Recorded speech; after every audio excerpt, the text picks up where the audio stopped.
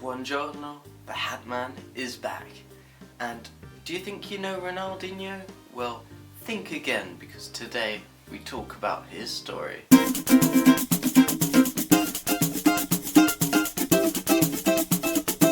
In the southern city of Porto Alegre, on the coast of Brazil, Ronaldinho was born to a football-filled family. His dad had been a professional footballer, as well as some of Ronaldinho's uncles and his brother. So it was no surprise that, at the age of 7, Ronaldinho took up the sport as his pastime.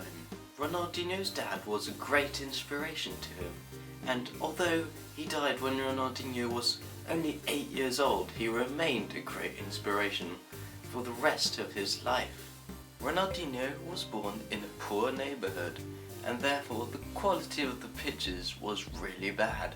This meant that later on in his career, he would find it easier than most people to play on good quality pitches. And because he played futsal, he developed amazing ball control. Ronaldinho became a good footballer.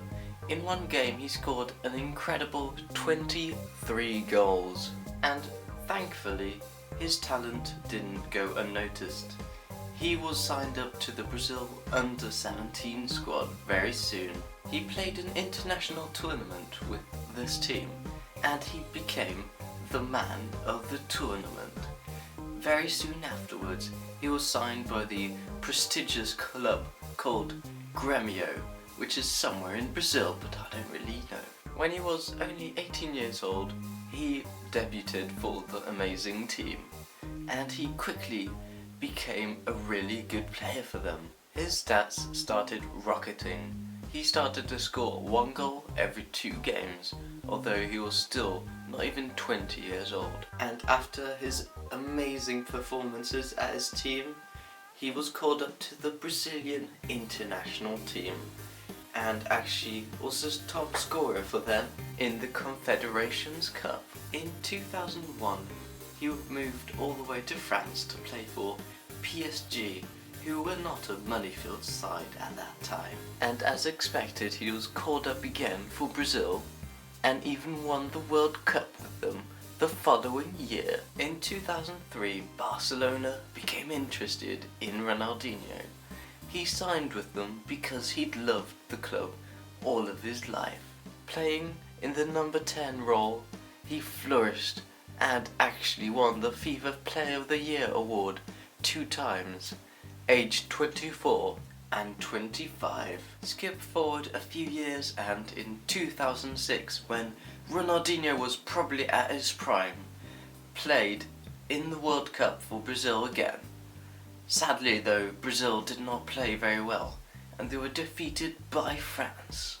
Then in 2008, he moved to AC Milan, but he did not manage to show his true strengths there, and it seemed that he was past his prime.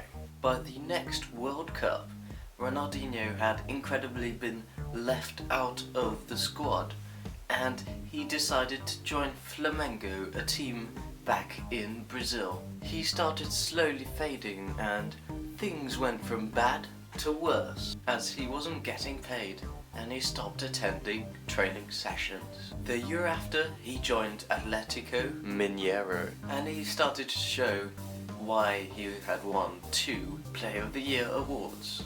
Since then, he played for Queretaro, which sounds like an amazing name for a club, although you can't really pronounce it properly, and it's got a Q in it. And recently, the 35-year-old has signed for Fluminense, which is also a pretty good name for a club. How long it will be until he retires, we do not know. Maybe you'll be watching this video in 2 years' time and be like, yeah, I know when he retired. But what we all know is that he will always be a football icon. So I guess that is how you go from an unknown kid to a football legend. So the moral of the story is dedication. This was the Hat Man. Thanks for liking and sharing, because sharing is caring.